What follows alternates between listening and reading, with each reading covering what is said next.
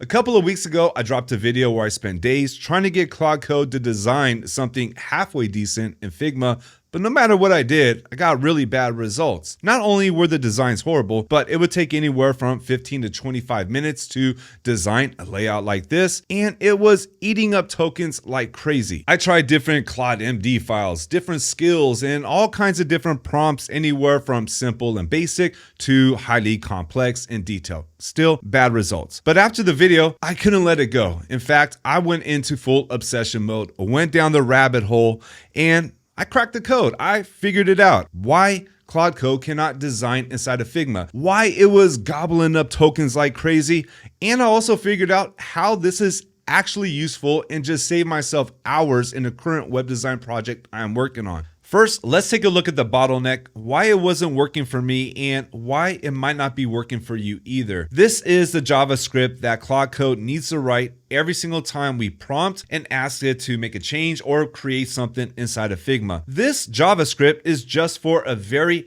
simple, basic hero section with only text. That is a lot of JavaScript, and it got to go through the Figma API. It doesn't use an interface like we would, where we could just do all this in a few clicks. And then here is the HTML and CSS to create that same hero section. It's not that much. And then if we go down here, we can see the token comparison. It takes 6.3 times more tokens around that to create the JavaScript and send it through the Figma API. And this is a reason I believe why we could see Claude Code creating some pretty good designs and layouts inside of a web app, but not create anything close to that inside of Figma. And yeah, it would be really cool if we could create super dope designs like this in a few prompts, but we're just not there yet. But what we can do is save ourselves tons of time and speed up our design process. We could use Claude Code to create design systems and follow them, create brand and style guides like these, and even create component libraries, including complex components like this, which would have taken me a lot of time. And this is where I found myself saving a lot of time because this took only minutes. And this is how we could save hours in web design projects.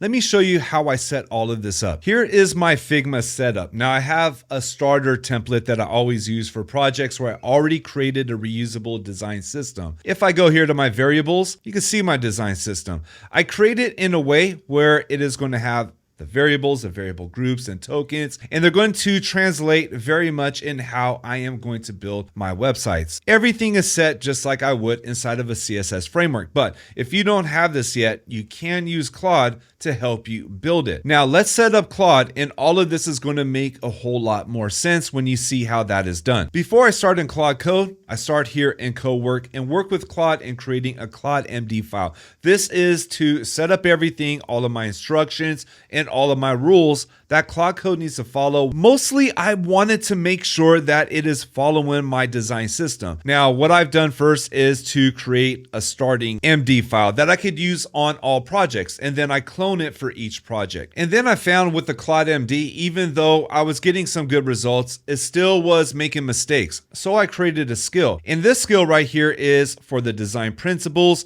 that enforces Claude to strictly use my design system and made some even stronger rules. This skill took a bit of time to work on and it's still in progress. And just like the CLAUDE.md file, we're going to keep updating the skill as needed where we find opportunities to improve it. Now with the CLAUDE.md file created and the skill created that I'm going to be using for all my projects, it is time to set up our file structure. First, let's go to our globals, and we're going to find those inside of our home folder. If you press Shift Command dot, you're going to get your dot files, and inside here, the .claude, we could go into our skills, and this is where all of our global skills are housed. All of my Figma globals that are by Figma are going to be inside here. So you got to make sure you have those. And the Figma use skill, this is the one that really is being used when we're designing and creating inside of Figma. Now those are our globals. Let's go back to our home folder because this is where I create my projects. I got a folder called Claude Projects, and we're going to be working on my Figma design projects. This is where I'm keeping my default templates. I got my default CLAUDE.md that I created inside of Cowork, and I have my default skill that I created inside of Cowork as well. the design principles skill. I have my default. What I do is I just copy these, create a new project, which is going to be this one here, the agency site, and then I just paste it in here. And the reason why I do that is because we are going to be updating this CLAUDE.md file per project. This is just my template to start off new projects. Now, to connect to Figma, you got to go to your settings and to your connectors. From here, you're going to go to Figma, configure, and it's going to set up your MCP. It's very simple and straightforward. Just follow this. And then when we go to Claude Code and start a project, you're going to have an option to connect it to a folder. I've already started my project, so I'm already connected to it. Where you're going to connect it to is you're going to find that project folder. In my case, it is going to be agency site, since this is what I am working on. And then we're going to start by asking Claude to check the connection to confirm that there is an MCP connection, that it could read our files, our skills, also that it could read all of the variables and tokens inside of the design system, and for it to list all of the skills and variables out just to confirm that everything is connected properly. Now, I did also give it the URL to our design file in Figma, and you can find that right up over here, going to share on any of the pages and just copying that link. And that took less than a minute. We have confirmation everything is connected. It reads everything. We can see all of the skills that we are going to be used being read, and all of the variables we're using inside of our design system. It is a green light now. We are ready to go. Let's start creating things, and I'm going to start with the design system. Let me go over and grab a URL. I will just take this page right here, grab that link. Let's paste in that link so it knows where to add our design system,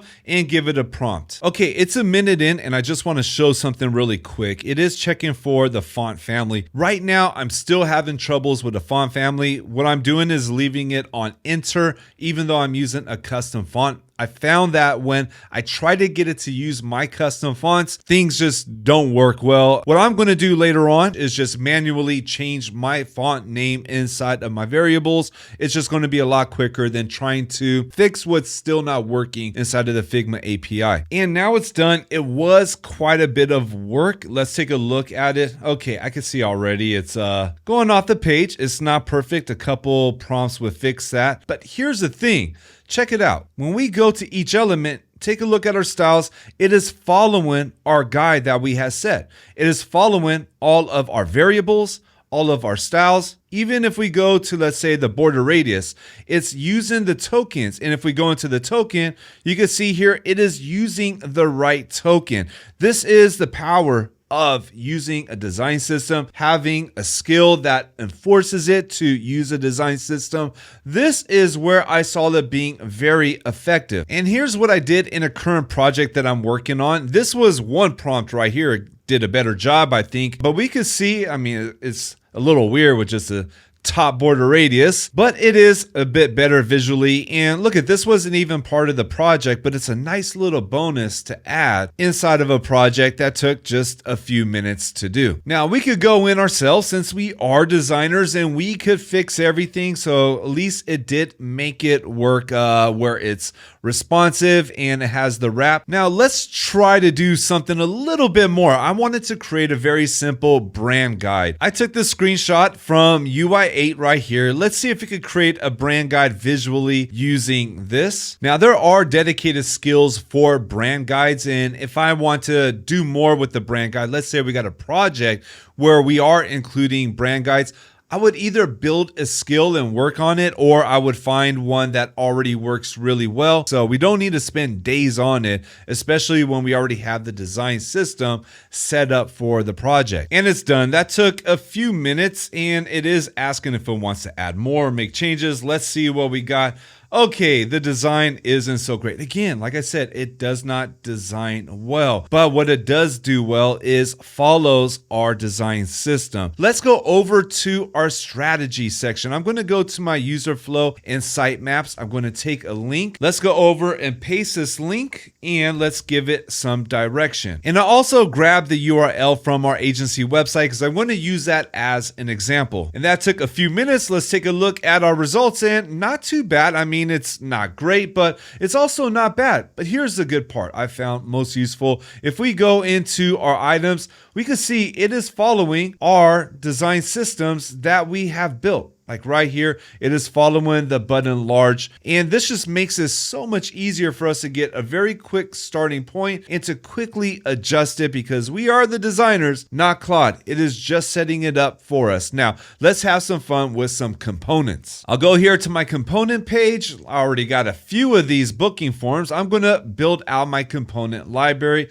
Go to share. Let's grab this link. And here I just gave it a prompt with the URL to the page, and I'm just asking it to create the full component library for our buttons. And we're going to go one element at a time. We don't want to give it too much. When we try to give Claude too much to do in Figma, this is where things get really bad. But if we do one small item or element at a time, this is where it really shines. And that took a few minutes. Let's go take a look and we can see all of our button components are set up. Now I would change out the icons and could do more, but check it out. It is following our design system. So this will make it really easy for us to get started. Now from here, I would go in and I would have it create some testimonials. I would have it create some icon boxes. And now I'm just going to ask it to create 10 variants of an icon box. Okay, I did not give it enough instructions, so it just created an icon box with just an icon. Sometimes I forget that I have to be more detailed with Claude.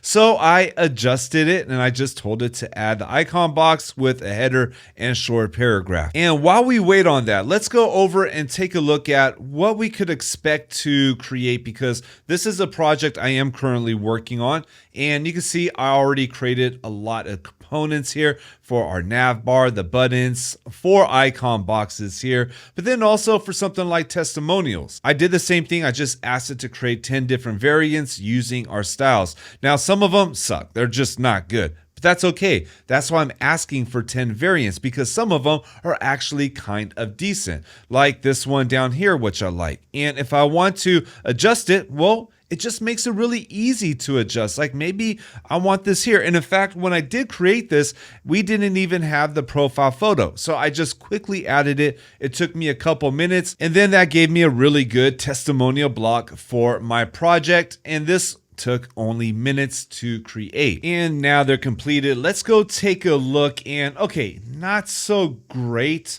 but again, they're just a starting point. What I would do in here is to go through, make adjustments, just change my variables, could change out the icons. But what I wanted to do is not show something fantastic right now. In fact, this is a really good example of how we would work this process in improving the designs with our CLAUDE.md, because this is an issue right here. We need to now do something where we could update the rules to check for accessibility. So what I would do here is I would right click it, go to copy link to selection, go back over, let's paste in that link, and then I go ahead and give it a prompt and basically saying that we found an issue with accessibility to adjust our CLAUDE.md file, making sure that it is checking the background color with the text color, so this way it doesn't happen again. And now the accessibility issue has been solved. I even changed that icon just to something a little bit better, but this gives us a very quick start. I want to have fun and just do one more thing, and that is to create a more complex widget component,